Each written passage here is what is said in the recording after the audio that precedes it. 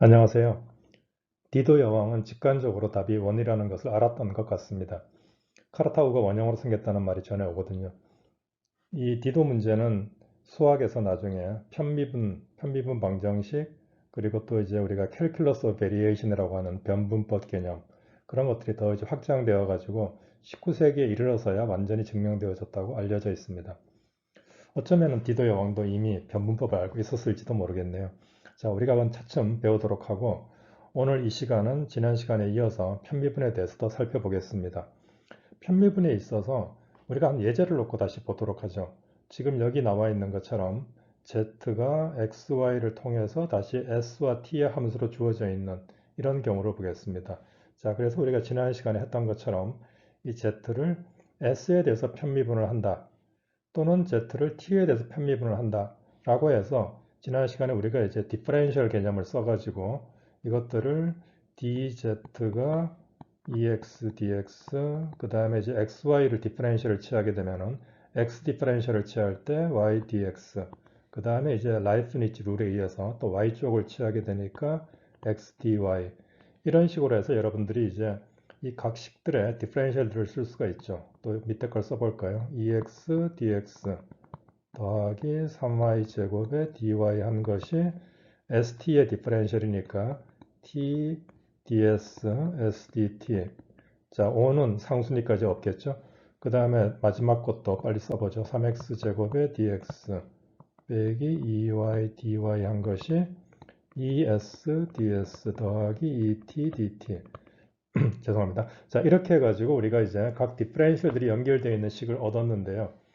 지금 우리가 원하는 것이 z를 s에 대해서 편미분을 하던가 t에 대해서 편미분을 하는 것이니까, 지금 이 디퍼렌셜 식에서 dx, dy 나와 있는 것들을 연립을 해서 소거를 시킨 다음에 dz를 우리가 이제 어떤 원하는 양의 ds 부분과 또 dt 이런 식으로 써주게 되면은 dz, 이 ds는 바로 이 부분이 이제 우리가 dz, ds 이런 편미분한 양이 될 것이고, 이것이 dz, dt 이렇게 이제 구하게 되겠죠. 자, 이렇게 하는 것이 우리가 지난 시간에 이제 소개를 받았던 내용인데, 지금 여기서 우리가 명시를 하지는 않았지만은 가정한 것이 있습니다. 즉 어떤 것이냐면은 z를 s에 대해서 편미분을 한다고 할 때 이 편미분이라고 하는 것이 그 t라고 하는 또 다른 변수를 상수 취급을 해서 미분을 한다, 이렇게 말을 했었죠. 마찬가지로 z를 t에 대해서 편미분할 때는 s를 상수 취급을 하고 t에 대해서 편미분을 한다, 이런 의미인데, 이 의미는 우리가 s와 t를 independent variable, 즉 독립 변수로 보고 그 독립 변수 중에 하나를 우리가 이제 상수 취급을 해서 미분을 한다, 이런 개념이 되겠습니다. 자, 여기서 제가 이제 이 암시적으로 이제 임플리시트하게 가정을 했다라고 하는 말이 뭐냐라면은 바로 s와 t를 독립 변수로 잡았다라는 의미죠. 자, 그런데 만약에 우리가 이 문제를 주고 z를 s에 대해서 편미분을 해라 라고만 말을 했더라고 하면은, 이 z가 s와 t를 독립 변수로 갖는지 이런 것이 명시가 되어 있지 않습니다. 자, 이럴 경우에 우리가 이제 쓰는 노테이션 하나가 z를 s에 대해서 편미를 하되 t를 상수 취급을 해라 라고 해서 우리가 이렇게 이제 서브스크립트로 t를 써주기도 합니다. 즉 이 말은 어떤 의미냐라면은 s와 t를 독립 변수로 취급을 하되 t를 상수 취급을 하고 s에 대해서 편미분을 하라, 이런 의미입니다. 그래서 이제 우리가 편미분을 표시할 때는 이런 식의 독립 변수가 무엇인지 이것을 잘 밝힐 필요가 있습니다. 자, 그래서 우리가 또 다른 예로 한번 s를 z에 대해서 편미분을 하되 x를 밑에다가 이제 써놨습니다. 자, 이 의미는 뭐가 될까요? 이것은 바로 이제 ds라고 하는 것을 우리가 어떤 dz와 dx 이런 형태로 이제 쓰여졌을 때 바로 이 표현을 얻을 수가 있겠죠. 그러면 이 자리에 들어올 것이 정확하게 ds, dz에 우리가 x를 이제 고정시킨 편미분이 됩니다. 그래서 여러분들이 이런 표현을 보시게 될 때는 앞서서 우리가 이제 얻었던 dx, dy, dz, ds, dt 쭉 이런 이제 식이 있는데, 이거를 이 형태로 가져오라는 거죠. ds를 dz와 dx로 표시해라.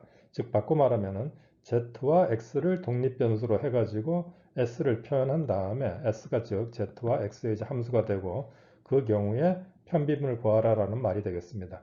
상세한 계산은 여러분들이 이것들을 이제 잘 정리를 하면 얻을 수가 있겠죠. 한번 해보시기 바랍니다. 자, 하나의 예를 더 살펴볼까요? 지난 시간에 우리가 이제 극좌표로 변환하는, 즉 x, y 좌표계를 카티션 코오디네이트를 r 세타로 변환시키는 그런 좌표 변환을 생각해 본 적이 있습니다. 자, 그럴 경우에 x는 r 코사인 세타, y는 r 사인 세타가 되겠고, 또는 우리가 r과 세타를 x와 y로 표시해 보게 되면은 r은 여러분들이 이제 그 레디어스 반지름이니까 스퀘어 루트의 x제곱 더하기 y제곱 이렇게 쉽게 표시할 수가 있죠. 자, 반면에 세타는 조금 고약한데요. 세타는 코사인 세타, 사인 세타를 통해서 이제 정의가 되어 있기 때문에 여러 가지 방식이 있지만 흔히 쓰는 방식이 탄젠트 세타를 이제 써주는 경우가 많습니다. 여러분들이 탄젠트 세타를 써주게 되면 어떻게 되나요? x분의 y가 이 r은 상쇄가 되고 탄젠트 세타가 되니까 바로 세타는 아크 탄젠트 x분의 y 이렇게 이제 보통 표시를 합니다.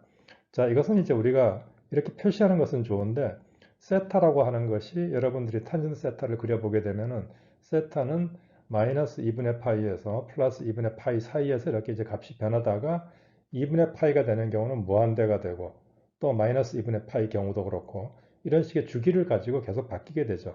그래서 이렇게 이제 우리가 세타를 보통 이걸로 표시를 할 때는 이 구간을 우리가 이제 제한을 합니다. 그래서 마이너스 2분의 파이에서 2분의 파이까지 가는 경우, 그걸 벗어나는 경우에는 주기함수니까 주기함수의 성질을 이용을 해가지고 또 우리가 이거를 대응을 시키기도 하고 이렇게 하죠. 자, 다시 이제 편미분으로 돌아오겠습니다. 여러분들이 x를 r에 대해서 편미분을 해라. 자, 그러면은 dx, dr을 하는 것이니까 여러분들이 이 식으로부터 금방 얻어볼 수가 있겠네요. x를 r에 대한 편미분이니까 그냥 코사인 세타. 자, 이렇게 이제 별 생각 없이 썼다고 합시다. 자, 그런데 우리가 이 미분이라고 하는 것이 디퍼런셜 개념이니까 dx, dr.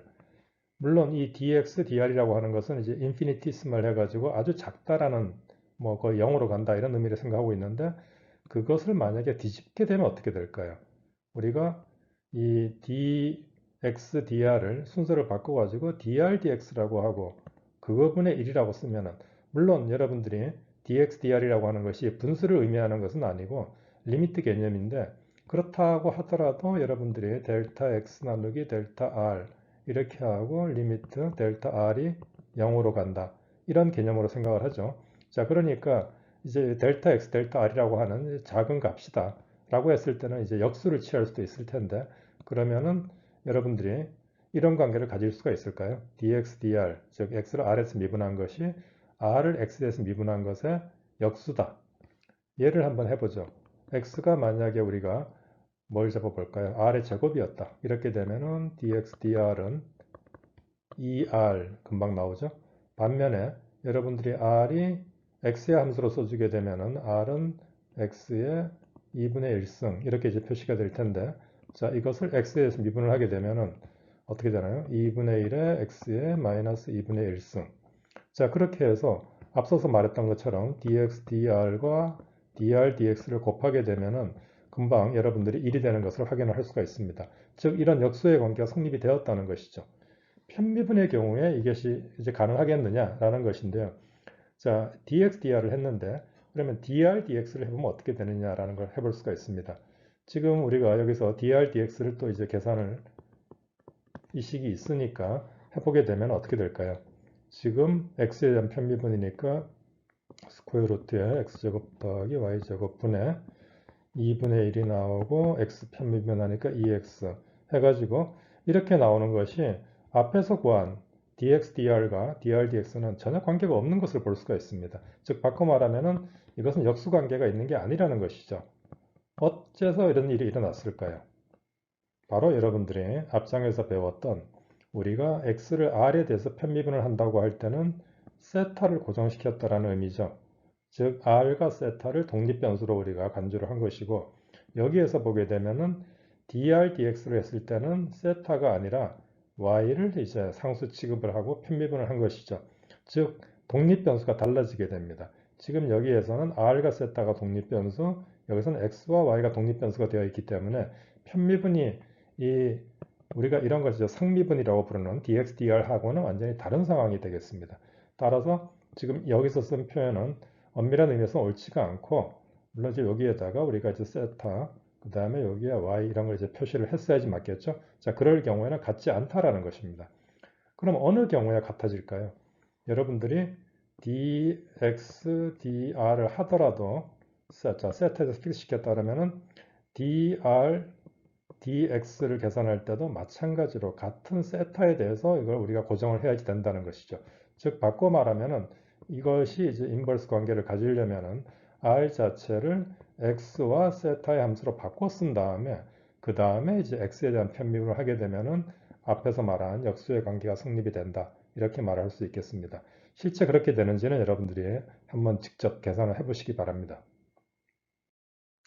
자, 우리가 디도의 문제에 다가가기 위해서 조건이 붙어 있는 경우에 미니멈과 맥시멈을 구하는 그런 문제를 찾아보겠습니다. 자, 이것을 우리가 이제 미니멈, 맥시멈, with constraints 이렇게 이제 부르는데요. 예를 들어서 지금 여기 그림에서 보시는 것처럼 y는 1 빼기 x제곱 이런 그래프를 생각을 해봅시다. 자, 그래프를 이제 여기 그려봤는데요. 원점에서부터 이 그래프상의 한 점 A까지 거리를 우리가 OA라고 할 때 이 길이 OA는 A 지점에 따라 가지고 이제 물론 달라지겠죠. A가 여기 있었다라면 이제 이 길이가 될 테고 자, 이렇게 됐을 때 이 최소가 되는 미니멈 OA를 구하시오 라는 문제를 생각을 해봅시다. 자, 여러 가지 방식으로 우리가 이 문제를 접근해 볼 수가 있을 텐데요. 지금 OA라고 하는 길이는 어떻게 될까요? 길이를 우리가 L이라고 부르면은 L은 스퀘어 루트의 X제곱 더하기 Y제곱. 즉, 이 양을 이제 미니마이즈 시키는 문제다. 이렇게 이제 말할 수가 있습니다. 자, 스퀘어 루트가 좀 불편하니까 우리가 L이 미니멈이 된다는 말은 L제곱이 미니멈이 된다는 말과도 같죠. 그래서 문제를 조금 더 간단하게 하기 위해서 길이의 제곱이 최소가 되는 것을 찾아보자. 자, 이런 문제로 바꿔보겠습니다. 그러면은 이제 달리 말하면은 이 함수 f라고 하는 것이 있는데 x제곱 더하기 y제곱으로 주어지고 단 x와 y가 독립적이지는 않고 y는 1 빼기 x제곱에 한정되어 있는 이 경우에 x제곱 더하기 y제곱 즉 f의 최소값을 구해보자 라는 문제가 되겠습니다. 자, 여러분들이 금방 할 수 있는 것은 y를 뭐 소거시키면 되겠다 이렇게 할 수가 있죠. 자, 가장 간단하지만은 아주 효과적인 방법입니다. 해보죠. 자, 그러면은 1 빼기 x제곱의 제곱 해서 여러분들이 다시 전개를 하게 되면은 x 4제곱 빼기 2 더하기 1이니까 빼기 x제곱 더하기 1 이렇게 되겠네요. 그러면 여러분들이 이것을 완전 제곱골 형태로 바꾸게 되면은 2분의 1의 제곱 자, 이렇게 묶고 나면은 4분의 1이 빠져나와야 되니까 마이너스 4분의 1에서 4분의 3 이렇게 쓸 수 있겠군요.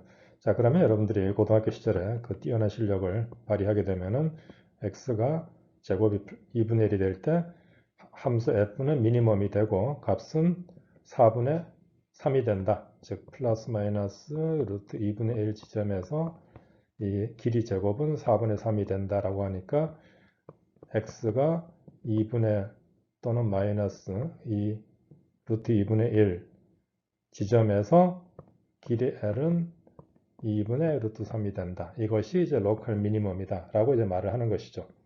물론 여러분들이 이 기울기를 계산을 해가지고 완전제곱꼴로 하지를 않고 이렇게 이제 함수를 구한 다음에 이 df, dx를 계산을 해가지고 4x 세제곱 빼기 2x 그래서 x 어떻게 되나요? 2x의 x제곱 빼기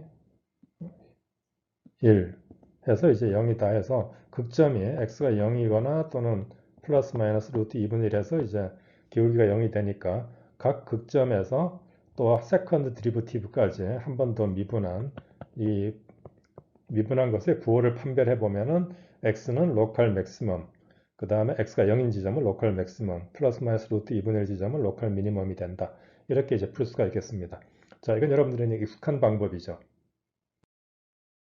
자, 조금 더 우리가 발전된 방법으로 앞서 배웠던 디퍼런셜 개념을 써서 한번 다뤄보겠습니다. 자, f라고 하는 것이 x제곱 더하기 y제곱. 그리고 이제 이 y는 1 빼기 x제곱. 자, 이런 관계가 있을 때 이제 f에 우리가 최소값을 얻는다 이런 거죠. 자, 그래서 이것을 한번 디퍼런셜을 취해보게 되면은 이 df는 2x dx 더하기 2y dy. 그 다음에 dy는 마이너스 x dx 이렇게 표시가 되겠죠. 자, 이렇게 해가지고 이 두 식으로부터 우리가 dy를 이제 연립해서 소거시키고 나면은 EX DX 더하기 EY에 마이너스 X DX 이렇게 되니까 결과적으로 EX 빼기 EXY의 DX 이렇게 이제 표시가 되겠습니다. 자, 그러면은 여러분들이 이것으로부터 이제 EX 빼기 EXY가 0이 될 때 이 DF, DX가 0이 되니까 우리 극값이 된다는 걸 알 수가 있죠. 그래서 이제 이것을 이용을 해가지고 여러분들이 다시 Y는 이거 어떻게 되죠? EX로 묶어내고 나면은 1 빼기 Y가 0이다 이렇게 되는데 Y 자체가 1 빼기 X제곱이니까 연립을 하게 되면은 앞서 얻은 결과가 다시 이제 반복적으로 얻어지는 것을 알 수가 있습니다. 자, 여러분들이 여기서 뭐 디퍼렌셜을 쓰는데 뭐 크게 다를 게 뭐냐, 앞에 거와 똑같은 거 아니냐 라고 생각하실 수가 있는데요. 맞습니다. 거의 같은 개념이죠.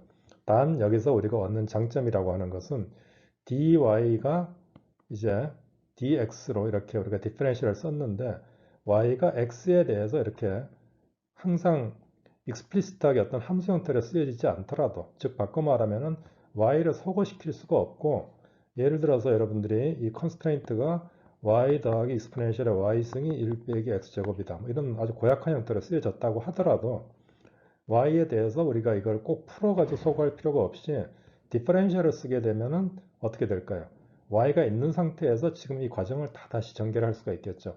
즉 디퍼렌셜의 장점은 이런 식의 implicit 하다라고 말하는데 implicit differentiation이 들어오는 경우에도 잘 작동이 될 수 있기 때문에 여러분들이 앞서서 했던 방법보다는 더 어드밴스 된 것이다 라고 말할 수가 있겠습니다. 자, 풀이 과정은 뭐 거의 같으니까 이것은 넘어가겠습니다. 자, 또 다른 방법을 소개하기 전에 우리가 더 간단한 예제 하나를 책에 있는 것을 한번 다뤄보도록 하겠습니다.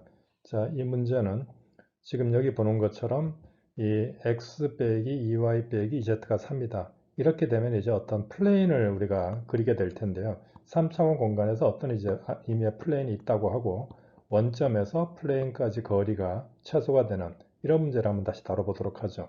자, 그렇게 되게 되면은 앞서 우리가 다뤘던 길이의 제곱이라고 하는 x제곱 더하기 y제곱 더하기 z제곱을 우리가 이제 최소화시키는 그 문제를 다루게 되는데요. 이 경우에 이 우리가 이제 제약 조건으로 들어오는 게 x, y, z가 아비트러리하지 않고 이 플레인 상에 있어야지 된다라고 하니까 이 조건도 동시에 이제 만족이 돼야지 된다라는 것이죠. 즉 이런 것을 우리가 이제 constraint라고 부르는데 이 constraint 예를 들어서 이제 phi가 3이다라는 이 constraint가 이제 성립이 되는 조건 하에서 f의 미니멈을 구하는 것이다 이런 문제입니다. 자, 뭐 앞서 했던 것과 같이 이 경우에는 그냥 우리가 x를 소거를 시켜버리고 이 constraint를 바로 풀어가지고 f를 y와 z의 함수로 놓고 금방 얻을 수가 있죠. 그런 다음에 y에 대한 편미분이 0이다. 또 z에 대한 편미분이 0이다. 해서 연립해서 풀게 되면은 쉽게 우리가 답을 구할 수가 있겠습니다. 물론 이것이 미니멈이 되는지는 한번 체크를 해봐야지 되겠죠. 이 두 개의 변수에 대해서 미니멈인지 아닌지 체크하는 것은 여러분들이 앞서 시간에 헤시안이라고 하는 제가 이 행렬을 소개를 해가지고 판별하는 것을 말씀드린 적이 있습니다. 조금 복잡하긴 하지만은 거기까지 여러분들이 한번 해보게 되면 좋을 것 같습니다. 자, 드디어 오늘 강의의 핵심이 되는 세 번째 방법, 라그랑지 멀티플라이어 방법입니다. 여러분들이 앞에서 이 두 가지 방식으로 쭉 풀어보았을 때는 뭐 문제가 간단하기 때문에 금방 풀렸지만은 조금만 변수가 많아지고 또 컨스트레인트 개수가 많아지고 해버리게 되면은 그때는 굉장히 많은 과정을 거쳐야지 됩니다. 디퍼렌셜을 쓰더라도 그 소거해야지 될 것들이 많고 하다 보니까 우리가 이제 알제브라라고 하는 알제브레이클리 계산해야지 될 양이 참 많이 늘어나는데요. 자, 이 라그랑지 멀티플라이어 방식이라고 하는 것은 좀 더 이것을 체계적으로 할 수 있게 해줍니다. 예를 들어서 여러분들이 지금 지금 문제 같은 경우는 이제 변수가 두 개가 있죠. fxy라고 하는 함수가 있고 이것을 이제 미니마이즈 시키고 싶다라는 것이고 단 어떤 컨스트레인트가 있어가지고 컨스트레인트도 우리가 이제 일반적으로 어떤 함수 모양으로 phi가 c가 된다, 컨스탄트다 이런 식의 이제 컨스트레인트가 주어져 있는 경우를 생각을 해보죠. 즉 지금 경우에는 phi가 어떻게 될까요? y는 1 빼기 x제곱이다 이렇게 되어 있으니까 여러분들이 뭐 임의로 이것을 y 더하기 x제곱은 1이다 이런 식의 이제 constraint다라고 이제 불러도 되겠습니다. 자, 이렇게 됐을 때 지금 이런 식의 컨디셔널한 컨스트레인트가 만족되는 범위 내에서 f의 미니멈이나 맥시멈을 구하라, 이런 문제가 되는데, 자, 이것을 우리가 변수를 하나 더 등장을 시켜 가지고 x와 y만의 함수가 아니라 x, y, 람다라고 하는 변수 하나를 더 등장을 시켜 보겠습니다. 그리고 이 함수는 f라는 함수에다가 우리가 람다를 이제 5 빼기 c 해가지고 컨스트레인트를 소개를 시키고 그 앞에다가 개수 람다를 이제 곱해줘가지고 이렇게 새롭게 만들어진 함수를 라지 f x, y 람다라고 불러보겠습니다. 자, 이런 람다를 이제 이름 붙여서 우리가 라그랑지 멀티플라이어다 이렇게 이제 부르는데요. 자, 어쨌든 지금 여기서는 이제 람다는 그냥 상수다라고 생각을 해보세요. 뭐 상수가 아니라 이제 새로운 변수라고 이제 생각을 해보죠. 자, 그렇게 하고 이 라지 f라는 함수의 x, y, 람다에 대한 극값을 우리가 이제 알고 싶다라고 했더라면은 이 f가 람다에 대한 편미분도 0이 되고 또 마찬가지로 x, y 각각에 대한 편미분이 다 0이 되는 이런 식의 이제 우리가 편미분을 통해 가지고 이제 극값을 찾겠다라고 하면은 첫 번째 람다에 대한 편미분이라고 하는 것은 바로 5 빼기 c가 0이다라는 조건을 주겠죠. 즉 바꿔 말하면은 첫 번째 람다에 대한 이 편미분이 바로 컨스트레인트가 됩니다. 자, 그렇게 되고 그 다음에 이제 x, y에 대해서 우리가 0이 된다는 조건을 해가지고 이들을 연립해서 풀게 되면은 앞서 우리가 첫 번째, 두 번째 방법으로 풀었던 것과 같은 결과를 준다라고 하는 것이죠. 자, 여러분들이 정말 같은 결과가 될까라고 생각해 볼 수가 있는데 지금 이 과정에서 우리가 디퍼런셜 개념으로 한번 생각해 볼 수도 있겠는데요. df라고 하는 것이 이제 0이 되도록 디퍼런셜을 우리가 잡아가지고 이제 구한다는 것이 결국 여기 보면은 람다 x, y에 대해서 즉 바꿔 말하면은 df라고 하는 것이 람다에 대한 편미분 d 람다 그 다음에 x에 대한 편미분 dx 이런 식으로 이제 쓰여지는 것이니까 즉 df가 0이 되는 그런 조건이다라고 말할 수가 있겠죠. 자, 이렇게 이제 풀게 되면은 이 df가 0이라는 걸 풀기 위해서 중간 과정에서는 결국에는 여러분들이 f라고 하는 것이 small f 더하기 람다로 되어 있으니까 large df라고 하는 것은 small df 더하기 어떻게 될까요? 이 d 람다 5 빼기 c라고 하는 것도 있겠고, 자, 그런데 여러분들이 나중에 이제 d 람다를 상수 취급을 하게 되면 0으로 잡을 수가 있겠습니다. 이것에다가 람다에다가 d5 이렇게 이제 표시가 되는데 c는 또 상수니까 상관이 없겠죠. 자, 그렇게 해가지고 이제 이항과 d의 걸 없애고 나면은 지금 이 표현은 우리가 쓸 자리가 부족하군요. df 더하기 람다 d5가 0이다 라는 이런 조건으로 이제 쓰게 됩니다. 자, 다음 페이지에서 이야기를 하죠. 자, 앞서 소식을 우리가 다시 정리를 해보게 되면은 large f라고 하는 것이 small f 더하기 람다 파이다 하고 이제 람다를 우리가 라그랑지 멀티플라이어 상수로 이제 보겠다라고 말을 했죠. 자, 그렇게 됐을 때 지금 여기서 우리가 이제 df라고 하는 것을 계산을 하게 되면은 df 더하기 람다 d5 이렇게 쓰게 될 텐데 여러분들이 이 df라고 하는 것을 지금 뭐 x, y 뿐만이 아니라 변수가 더 많아서 상관이 없습니다. 그렇게 해가지고 small df를 dx 그 다음에 y, dy 뭐 z까지 있다고 해보죠. dz, dz 이렇게 이제 표시가 되겠고 반면에 dphi라고 하는 것도 마찬가지로 이렇게 표시를 할 수가 있겠죠. 자, 그래서 여러분들이 이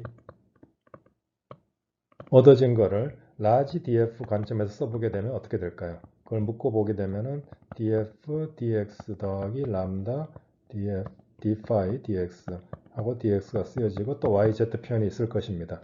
이것들이 다 0이 돼야지 된다는 이야기는 요 각 개수 즉 df dx x에 대한 편미분가 0이 되고 또 y에 대한 것도 0 z에 대한 것도 또 0이 된다 이런 이제 표현이 쓰여진다는 것이죠. 이런 얻어진 세 개를 연립해 가지고 여러분들이 푸는 방식을 라그랑지 멀티플라이어를 이용을 해 가지고 우리가 미니멈 맥시멈을 구하는 것이다 라고 말을 합니다. 자, 이 라그랑지 멀티플라이어를 이용을 해 가지고 우리가 함수의 미니멈 맥시멈을 구하는 것에서 컨스트레인트가 만약 하나가 아니라 여러 개가 있으면 어떻게 될까요? 그래서 우리가 컨스트레인트를 phi1, phi2 또 c2 해가지고 여러 개가 있는 경우를 생각을 해 봅시다. 자, 이렇게 됐을 경우에도 여러분들이 이 함수를 또다시 small f를 f에다가 라그랑지 멀티플라이를 여러 개를 등장을 시키면 됩니다. 자, 그렇게 해서 phi1. 사실 여기 처음엔 제가 빼기 c1 이런 걸 썼었는데 굳이 여러분들이 디퍼렌셜만 계산할 때는 람다1 c를 더 상수 취급을 하기 때문에 c1을 안 써주기도 합니다. 람다2 phi2 빼기 c2 이런 식으로 된 함수 f를 생각을 하고, 또는 앞서 말씀드린 대로 우리가 df 계산할 때는 람다 c를 상수 취급을 하기 때문에 그냥 df에다가 람다1 d phi 1 더하기 람다2 d phi 2 이런 식으로 이제 표시되는 것을 쓰게 되면은 여러분들이 컨스트레인트가 여러 개 있는 경우에도 이런 미니멈 맥시멈을 라그랑지 멀티플라이어를 이용을 해가지고 구해볼 수가 있겠습니다. 지금까지 라그랑지 멀티플라이어의 사용법에 대해서 알아보았는데요. 이 라그랑지 멀티플라이어 방식이 어떻게 해서 작동이 되는지 거기에 대해서 기하학적으로 더 따져볼 수도 있는데, 그렇게 하기보다는 직접적인 예제를 여러분들이 이제 경험을 하면서 익혀나가도록 한번 해보겠습니다. 자, 예제로 우리가 이 지금 여기 나와 있는 것처럼 타원 형태의 여러분들이 a제곱분의 x제곱 더하기 b제곱분의 y제곱이 1이다 라면 이제 장축과 단축이 ab가 되는 그런 타원이 되죠. 거기다가 우리가 c제곱분의 z제곱까지 더해가지고 1이 된다고 하면은 어떤 게 되나요? 럭비공 모양의 엘립소이드라고 하는 것이 됩니다. 자, 그래서 우리가 3차원적으로 그려보게 되면은 이런 식의 이제 엘립소이드가 그려진다라고 하는데요. 면 단면이 여러분들이 아는 타원이 되는, 어느 단면을 XY 쪽으로 하든 YZ 쪽으로 하든지 잘라보면 이제 타원이 되는 걸 알 수가 있죠. 자, 그런 것에 그 안에 이제 놓여 있으면서 직육면체 형태로 되어 있는 그런 도형의 최대 면적을 구하라. 이런 문제가 되겠습니다. 자, 이것을 우리가 이제 이 도형의 이 최적을 알기 위해 가지고 그 모서리 한 끝점의 좌표를 x, y, z라고 해보죠.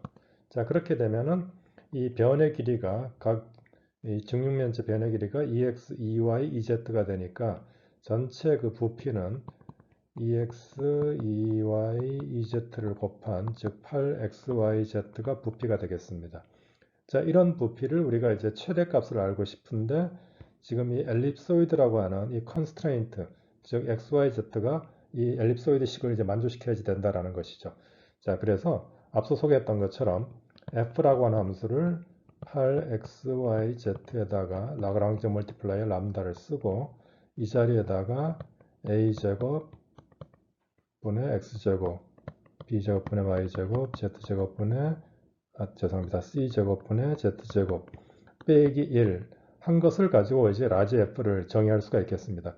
여러분 책에서 보면 여기 빼기 1은 이제 하지 않고 하기도 하는데 큰 의미는 없습니다. 람다에 대한 우리가 편미분을 해가지고 컨스트레인트를 얻겠다라고 하면 이제 빼기 1의 의미가 있는데, 그러지 않고 그냥 컨스트레인트 식은 이제 주어져 있으니까 필요하면 이걸 갖다 쓰겠다라고 하면은 나머지 것들의 디퍼렌셜을 취할 때는 마이너스 1이 없어도 상관이 없습니다. 자, 이렇게 해가지고 앞서 이야기했던 것처럼 우리가 이제 각각 f를 x, y, z에 대한 미분을 해보죠. 자, x에 대한 미분하게 되면은 8yz 더하기 a제곱의 2람다 x.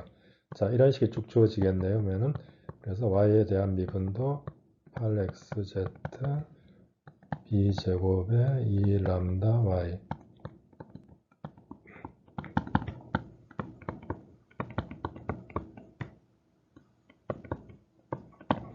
자, 이렇게 하고 여러분들이 이 식을 x, y, z를 컨스트레인트 식과 다 연립을 해가지고 풀게 되면은 이 답이 나오게 됩니다.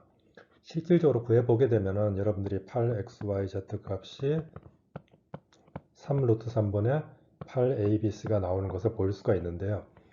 이 계산 과정을 생략하도록 하겠습니다. 하지만 이렇게 푸는 것이 다른 어떤 방식보다 간편하고 빠르다라는 것을 여러분들이 확인할 수가 있습니다. 자, 또 다른 예제를 한번 같이 해볼까요? 이번에는 끝에 가가지고 여러분들한테 떠넘기지 말고 한번 끝까지 같이 가봅시다. 자, 문제를 보면은 두 개의 면 xy가 6인 것과 7x 더하기 24z가 0인, 하나는 곡면이고 하나는 평면이네요. 이 두 면이 서로 교차하는 인터섹션까지 원점에서 거리가 최소가 되는 것을 구하라. 자, 인터섹션은 우리가 이제 커브가 될 걸 짐작할 수가 있는데 어찌 됐든지 간에 거기까지 지점 거리, 앞서 했던 것처럼 거리의 제곱을 볼까요? 그렇게 되면은 x제곱 더하기 y제곱 더하기 z제곱이라고 하는 함수가 지금 말한 이 두 가지 컨스트레인트 상에서 그 하에서 이제 최소가 되는 걸 구하라라는 것이죠. 그래서 다시 f를 적어 보게 되면은 자, 원함수에다가 컨스트레인트를 우리가 이제 람다 1 해서 x, y 빼기 6 더하기 람다 2 7x 더하기 24z 이렇게 써주면 이제 캐피탈 F 함수가 라지 F 함수가 이제 정의가 되겠습니다. 자, 그 다음에는 여러분들이 쭉 편미분을 하는 것이죠. 자, 그렇게 해가지고 x에 대한 편미분부터 우리가 이제 df dx 해보게 되면은 2x 더하기 여긴 더 없고 람다 1 y 더하기 7 람다 2 이렇게 되겠군요. 반면에 이제 y에 대한 편미분을 하게 되면은 2y 더하기 람다 1x 여기서는 더 없고 끝에는 없네요. 자, z에 대한 편미분을 해보죠.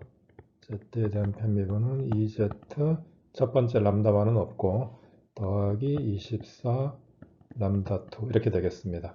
자, 그리고 이제 람다 2, 람다 1, 람다 2에 대한 편미분이다. 뭐 굳이 이렇게 말 안 해도 되지만은 하게 되면은 이미 우리가 이제 주어졌던 이런 식의 컨스트레인트가 바로 이제 다시 쓸 수 있겠죠.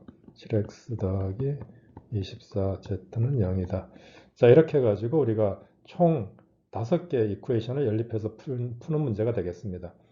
자, 그렇게 되면은 지금 하나씩 풀어보죠. 가장 편한 것부터 볼까요? 요거 보게 되면은 람다 1은 마이너스 x분의 2y 이렇게 이제 바로 풀릴 수가 있고 밑에 식은 람다 2는 24분의 2니까 마이너스 12분의 1z 이렇게 되겠군요.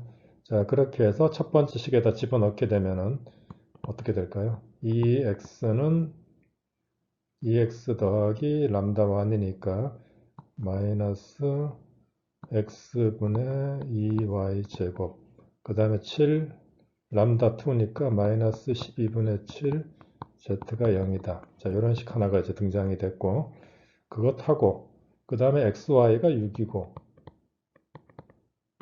그 다음에 맨 마지막에 7x 더하기 24z가 0이다 해서 이제 x, y, z에 대한 3개씩이 나왔으니까 여러분들이 연립해서 풀게 되면은 구할 수가 있겠네요. 자, 그렇게 해가지고 끝까지 하겠다고 했으니까 해야 되겠네. 어떻게 하지? 한번 여기에서 자, y와 z를 소거를 시켜서 첫 번째 식에서 한번 구해보도록 하죠. 그러면은 2x 빼기 x분의 2에다가 y제곱은 x제곱에 36 되겠고 빼기 12분의 7에다가 이 z는 어떻게 되죠? 마이너스 24분의 7x 해서 이거를 다 정리해서 쓰게 되면은 이것이 0이다 이렇게 될 텐데 자, 첫 번째하고 마지막 걸 보게 되면은 2 더하기 12 곱하기 24에 49 x 빼기 x 세제곱에 72가 0이다 이렇게 되겠군요. 자, 그러니까 여러분들이 이 숫자를 다시 묶게 되면은 x 4제곱이 72 나누기 2 더하기 12, 24, 49 해서 x를 계산할 수가 있겠네요. 그러면은 그렇게 하고 여러분들이 이제 y와 z까지 계산을 하면은 답이 나오겠습니다. 맞을까요? 한번 확인해 보시죠. 오늘 강의의 마지막 주제로 편미분에 있어서 변수를 변환시키는 그런 것에 대해서 알아보도록 하겠습니다. 편미분들로 이루어진 방정식을 우리가 편미분 방정식 이렇게 부르는데요. 그 가장 대표적인 것이 웨이브 방정식, 파동 방정식이라고 하는 게 있습니다. 여러분들이 전자기학을 배우게 되면은 거기서 나오는 전기장이라고 하는 것이 공간 x와 시간 t의 함수로 이제 주어질 수가 있고 이 함수 모양이 여기 보시는 것처럼 x에 대해서 두 번 편미분한 것이 t에 대해서 두 번 편미분한 것에 비례하는 즉 이런 이제 방정식으로 쓰여지는 것을 우리가 파동 방정식이라고 하는데요. 이 파동 방정식의 일반해를 한번 구해 보도록 하겠습니다. 자, 이 얼핏 봐서는 이제 우리가 일반 해를 구하기가 쉽지 않아 보이는데요. 이것을 우리가 변수 치환을 하게 되면은 놀랍게도 이제 구할 수가 있습니다. 자, 그래서 이 변수를 한번 제가 x 더하기 ct라고 하는 변수와 그 다음에 x 빼기 ct라고 하는 것을 각각 이제 u와 v라고 불러보겠습니다. 자, 이렇게 했을 때 지금 이 변수를 우리가 xt로부터 uv로 이제 바꿔서 써주게 되면은 즉 xt 대신에 우리가 uv를 쓴다는 것이죠. 자, 그렇게 썼을 때 이 위에 있는 파동 방정식이 어떻게 표시될지 한번 알아보도록 하겠습니다. 자, 여러분들이 이 변환 관계를 알기 위해서 또다시 우리가 디퍼런셜 개념을 써서 du를 보면은 dx 더하기 여기서 c라고 하는 것은 빛의 속도인데요. 상수를 의미합니다. 그래서 이제 c dt 이렇게 쓸 수 있고 dv도 마찬가지로 dx 빼기 c dt 이렇게 표시할 수가 있죠. 자, 그렇게 되면은 지금 이 파동 방정식을 보면은 x에 대한 두 번 편미분, 그 다음에 이제 t에 대한 두 번 편미분이 나오는데요. 이것을 우리가 x에 대한 편미분이라고 하는 것을 한번 써봅시다. de dx라고 하는 것을 자, 그런데 이 x가 지금 앞서 말한 것처럼 x도 u와 v의 함수였고 t도 이제 또 다른 변수 uv의 함수였다고 하면은 x에 대한 편미분이라고 하는 것이 실제로는 이제 이 u를 통해서 즉 이제 제가 아까 여기서 이제 x가 uv의 함수다라고도 썼지만은 또 반대로 우리가 u와 v도 x와 t의 함수다 이렇게 쓸 수가 있죠. 즉 어떤 것을 우리가 독립변수로 보느냐에 따라서 이제 달리 쓰는 것인데요. 지금 이 e가 u와 v의 함수다라고 했을 때 이제 우리가 이 e를 x에 대해서 편미분을 한다는 것은 합성함수의 미분식이 되어 가지고 일단 u에 대해서 미분을 하고 u를 다시 x에 대해서 미분하고 또 반면에 v를 통해서도 이제 x가 디펜드 할 수 있으니까 e를 v에 대해서 미분을 하고 다시 v를 x에 대해서 미분하고 이런 것이 이제 체인 룰 우리가 합성함수의 미분에 해당하는 것이겠죠. 자, 그렇게 해가지고 이것을 계산을 한다 그러면은 자, 앞에서 우리가 디퍼런셜 개념을 썼기 때문에 이 du가 dx 더하기 cdt니까 여러분들 여기 나오는 du dx 이런 것을 바로 계산할 수가 있겠습니다. 지금 보게 되면은 개수가 앞이 1이 돼 가지고 바로 1이 되는 걸 알 수가 있죠. 그래서 이걸 다시 우리가 그 값을 집어넣고 써주면은 자, du dx는 1이고 dv dx도 마찬가지로 1이네요. 그래서 de dv 이렇게 이제 표시되는 것을 볼 수가 있습니다. 자, 마찬가지로 여러분들이 이 dt에 대해서도 한번 미분을 해보게 되면은 t라는 건 어떻게 될까요? t는 지금 여러분들이 보시는 것처럼 다시 2를 u에 대해서 미분하고 u를 t에 대해서 미분하고 자, 이런 식으로 이제 합성함수 미분이 되겠죠. v에 대한 것을 다시 t에 대해서 미분을 하고 그래서 위에 관계식에 와서 보면은 du dt는 c가 되고 dv dt는 마이너스 c가 되는 것을 알 수 있죠. 자, 그러니까 이것은 c의 de du 빼기 c의 dv de dv 이렇게 되겠군요. 자, 이렇게 해서 우리가 이제 x에 대한 미분과 t에 대한 미분을 각기 u, v에 대한 미분으로 이제 바꿔 쓸 수가 있었습니다. 한 번 더 미분을 하게 되면은 자, 이것을 x에 대해서 한 번 더 미분하는 이제 그런 경우는 여기에 나온 식을 우리가 다시 x에 대해서 미분하는 것이 되겠죠. 그러면은 저 식 자체에다가 또다시 우리가 이것을 u에 대해서 한번 미분을 하고 de du 더하기 de dv 자, 이렇게 된 것을 u에 대해서 미분하고 다시 u를 또 x에 대해서 미분하고 이렇게 돼 가지고 또 v에 대해서도 마찬가지로 있겠죠. 그러면은 de du 더하기 de dv 된 것이 dv dx 자, 뭐 좀 지루하시겠지만은 끝까지 갑시다. 자, 그래서 아까 du dx가 1이고 또 그 다음에 dv dx도 1이니까 이것을 우리가 써주게 되면은 첫 번째 것은 2를 u에 대해서 두 번 미분한 거네요. 그 다음에 이제 여기를 보면은 u에 대해서 v에 대해서 각각 미분하고 두 번째 나오는 것도 또 똑같이 v와 u에 대해서 하는 건데 순서만 달라졌는데 순서를 바꿔도 상관이 없으니까 결과적으로 du, dv에 대해서 미분한 것이고, 자, 마지막으로 이제 2를 v에 대해서 두 번 미분한, 이렇게 이제 표시가 되겠습니다. 여러분들이 같은 방식으로 t에 대해서도 한 번 더 미분을 해볼 수가 있겠죠. 자, 그렇게 이제 우리가 써보게 되면은, 끝까지 하죠. 해보게 되면은, 지금 여기 나와 있는 이제 c분의 1이 있었는데, 우리가 이 식 자체에서 여기 이제 c가 있었으니까 c 제곱을 여기다 써가지고 해봅시다. 그러면은 지금 앞서서 보면은 여기서 이제 c가 나와가지고 de, du 빼기 de, dv 이렇게 됐었는데, c가 이제 여기 있는 거와 서로 캔슬이 되고 한 번 더 미분을 할 때 실은 c가 한 번 더 나와서 c는 다 사라지는 것을 알 수가 있습니다. 그래서 이제 c는 제가 적지 않기로 하고요. 이것을 du에 대해서 de, du 빼기 de, dv, 자, 이렇게 된 것을 그 다음에 또 du를 이제 dt에 대해서 미분하는데 이제 c가 나와서 앞에서 이제 상쇄됐다고 말씀을 드렸죠. 그래서 이제 없어지고 그 다음에 이제 더하기 다시 v에 대해서 de, du 빼기 de, dv. 자, 여기서 다 이제 전개를 하고 나면은 최종적으로 어떻게 될까요? d 제곱이 du 제곱에 그 다음에 이제 크로스텀이 부호가 달라지죠. 두 배의 de, dv, du 더하기 d제곱이의 dv제곱.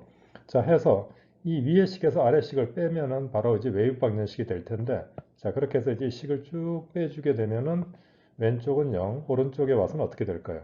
보면은 이항, 이항, 이항, 이항은 다 지워지고 남는 것은 4배의 d제곱이 du, dv. 즉, 이게 0이다라는 것이죠. 자, 앞 페이지에서 우리가 웨이브 방정식이 u와 v를 표시했을 때 이 식이 u에 대해서 v에 대해서 한 번씩 미분한 것이 0이 된다. 이런 형태로 이제 웨이브 방정식이 바뀐 것을 볼 수가 있습니다. 자, 여러분들이 이 식을 써놓고 보면은 이 식은 우리가 2를 v에 대해서 한번 편미분한 것을 다시 u에 대해서 미분한 것이 0이다. 자, 이렇게 되니까 이 말은 우리가 u와 v를 서로 이제 독립변수로 간주를 했는데 그 말은 de, dv라고 하는 것이 u에 대해서는 인디펜던트하다. 이렇게 이제 말을 하는 것이죠. 자, 그러니까 이 경우는 이것이 v의 함수가 되었었더라면은 그러면은 fv라는 f는 어떤 임의의 아무 함수나 좋습니다. 임의의 함수에 v에 대한 이제 함수다라고 하면은 그것을 u에 대해서 미분할 때는 편미분이니까 v를 상수 취급을 하니까 바로 0이 된다.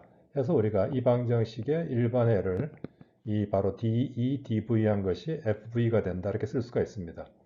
자, 그렇게 된 것을 한 번 더 우리가 적분을 해주게 되면은 어떻게 될까요? v에 대한 적분인데 지금 fv라고 하는 것을 v에 대해서 적분하면 뭐 또 다른 v에 대한 함수가 되겠죠. 자, 그 함수를 우리가 large fv라고 불러볼까요?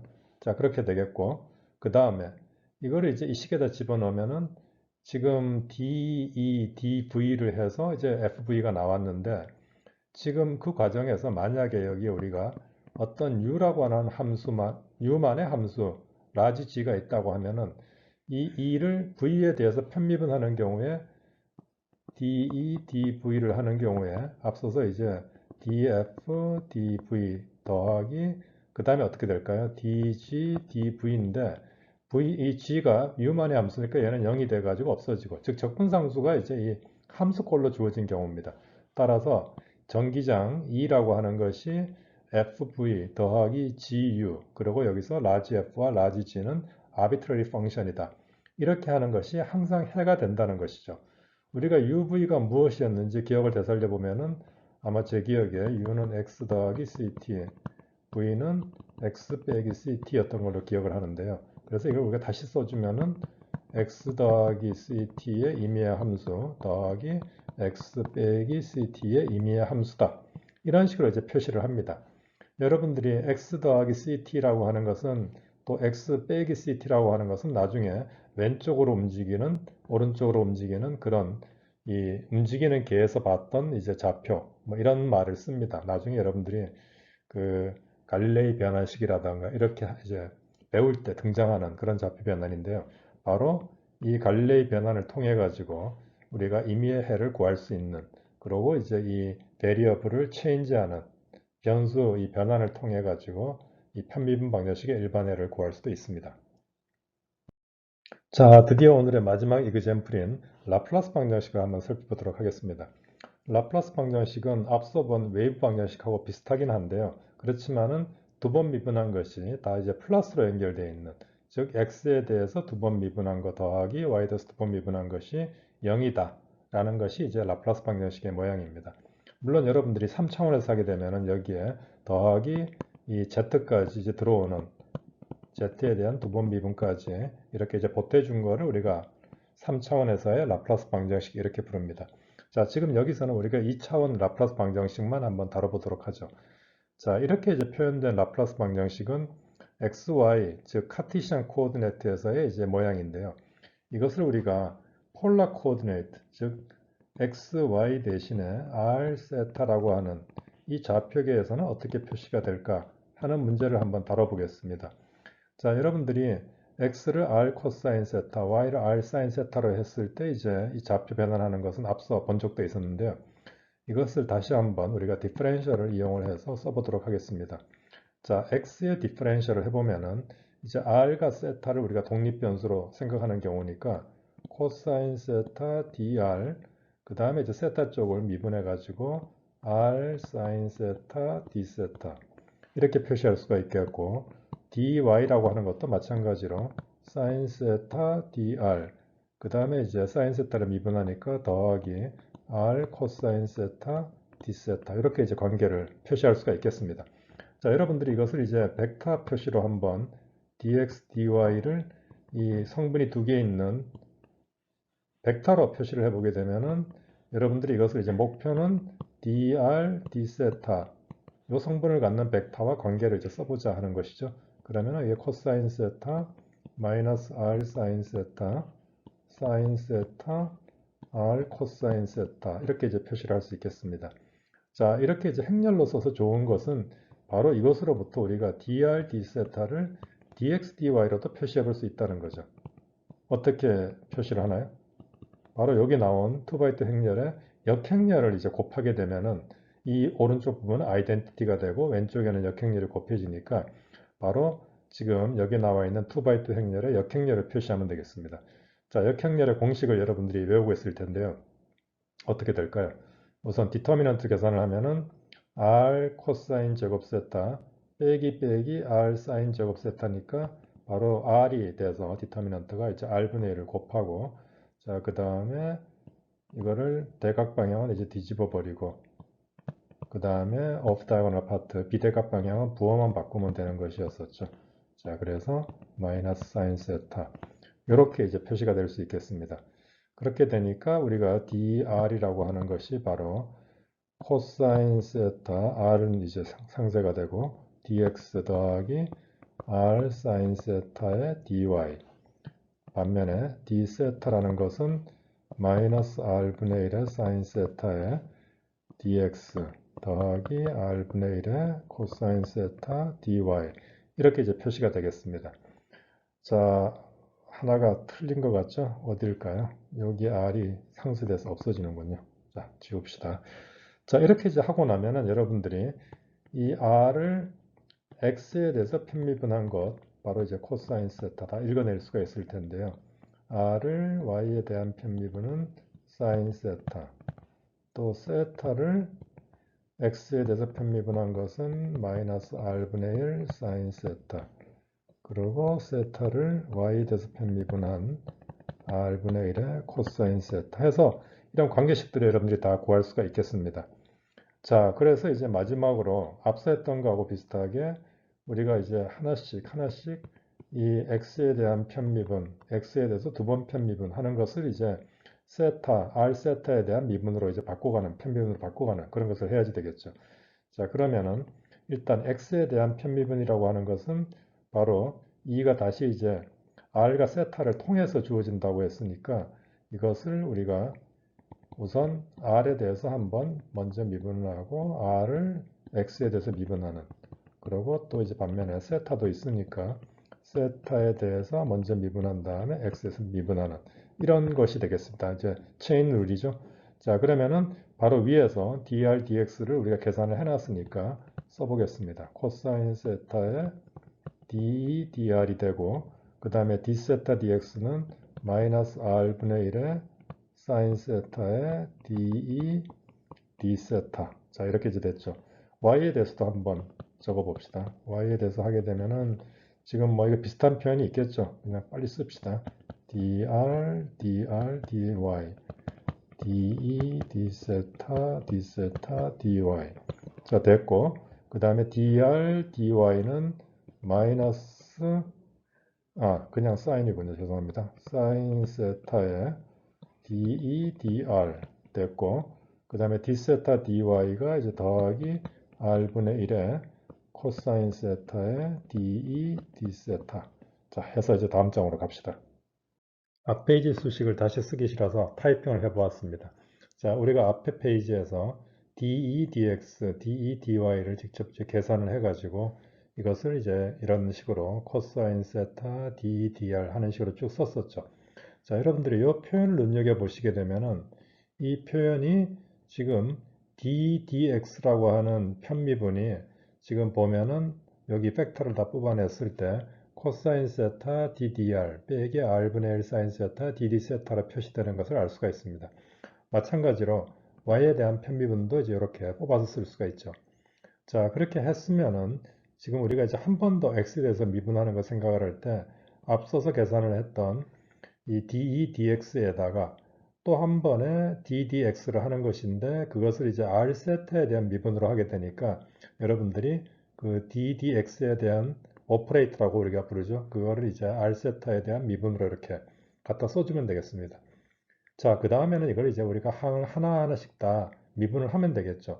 가장 첫 번째 항을 보게 되면은 코사인 세타 ddr인데 그것이 오른쪽에 코사인 세타 ddr에 이제 걸리는 게 있고 이런 식으로 이제 다 전개를 하면은 항들이 많이 나올 것입니다. 자, 그렇게 된 것을 각기 예를 들면은 이제 이 코사인 세타 DEDR을 R에 대한 편미분할 때 코사인 세타는 이제 R에 대한 미분에 상관이 없으니까 바로 이런 식으로 지금 R에 대한 두 번 미분 그렇게 되겠는데 두 번째 항 같은 경우에는 세타에 대한 미분을 이제 하게 되는데 코사인 세타에다가 DEDR 곱한 것을 우리가 미분을 하게 되니까 코사인을 미분할 때 사인이 나오고 또 이제 D에 DEDR에 걸려가지고 이것을 이제 R 세타에 대해서 각기 미분하는 이런 식으로 전개를 쭉 해나가게 되면은 시간이 걸리겠지만 여러분들이 이제 전체 항을 다 계산을 할 수가 있습니다. 확인하셨나요? 자, 그렇게 다 이제 맞다는 걸 알 수 있죠. 마찬가지로 이 DE, DY 그것도 우리가 한 번 할 수가 있는데 또 역시 실수가 있습니다. 빠졌네요.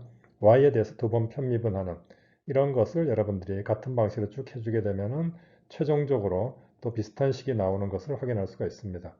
자, 이것은 여러분들이 직접 한번 해보는 것도 괜찮아요. 해보면은 얼마나 이게 계산이 지저분하지만은 끝에 가서 참 간결하게 바뀌는 것을 이제 볼 수가 있을 텐데요. 자, 우리가 이제 앞서서 말한 라플라스 방정식이라고 하는 것은 이 두 개 항을 더한 식이었었죠. 그래서 우리가 그것을 이제 이런 식으로 표시하기도 하는데 보면은 나중에 여러분들이 이제 배우게 될 뭐 델 스퀘어 이런 명칭입니다. 자, 이것이 x에 대한 두 번 편미분한 것과 y에 대해서 두 번 편미분한 것을 더한 식인데요. 바로 윗식과 아래식을 더하는 것이죠. 해보면은 자, 첫 번째 항은 코사인 제곱 더하기 사인 제곱 형태가 돼서 이것을 r에 대한 두 번 미분하는 식으로 되고 그 다음 항은 보게 되면은 r분의 1 사인 제곱 r분의 1 코사인 제곱이 돼가지고 r분의 1이 되고 사인 코사인은 다 이제 없어지고 de dr 자 그렇게 되고 그 다음 항들부터 보게 되면은 마이너스 플러스 플러스 마이너스 마이너스 플러스 플러스 마이너스 다 캔슬 되는 것을 알 수가 있습니다.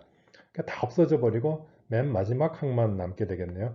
마지막 항을 보시면은 r제곱분의 1에 사인제곱 코사인 제곱 되고 d제곱이 d 세타 제곱 해서 최종적인 결과를 여러분들이 이렇게 이제 얻을 수가 있습니다. 그래서 이 XY 카티시안 코오디네이트에서의 라플라시안과 더불어서 R 세타 폴라 코오디네이트에서의 라플라시안을 여러분들이 이렇게 표시해 볼 수가 있습니다. 자, 중간 과정이 굉장히 길고 지저분해 보이죠. 이게 이제 나중에 여러분들이 3차원이 돼가지고 R 세타만이 있는 것이 아니라 우리가 이제 애지무스 앵글이라고 해가지고 세 개의 이제 변수가 되는 세 번째 변수인 이 파이라는 앵글까지 나오게 되면 더 복잡해집니다. 자, 그럴 경우에 라플라스안도 또 계산하는 이런 것들을 이제 하게 되는데요. 지금 한 거와 같이 이런 변수 변환을 써가지고 일일이 편미분을 다 연결시켜가면서 최종적으로 구하는 방법도 물론 가능합니다. 하지만은 실질적으로 이제 할 때는 뭐 그렇게 할 수도 있겠지만은 나중에 여러분들한테 시간이 될 때 한번 소개를 하고자 하는데요. 디퍼런셜 폼이라고 하는 또 다른 개념이 있습니다. 그 수학에서 나오는 이제 미분기하라고 하는 쪽에서 나오는 개념인데요. 그런 개념을 쓰게 되면은 훨씬 더 간결하게 지금 이 라플라시안이라던가 이런 것들의 표현을 얻을 수 있는 게 가능해집니다. 그래서 그건 다음 기회에 여러분들한테 한번 소개를 하도록 하고 오늘 강의는 여기서 마치도록 하겠습니다. D페이지에 숙제가 있습니다. 잘 푸세요.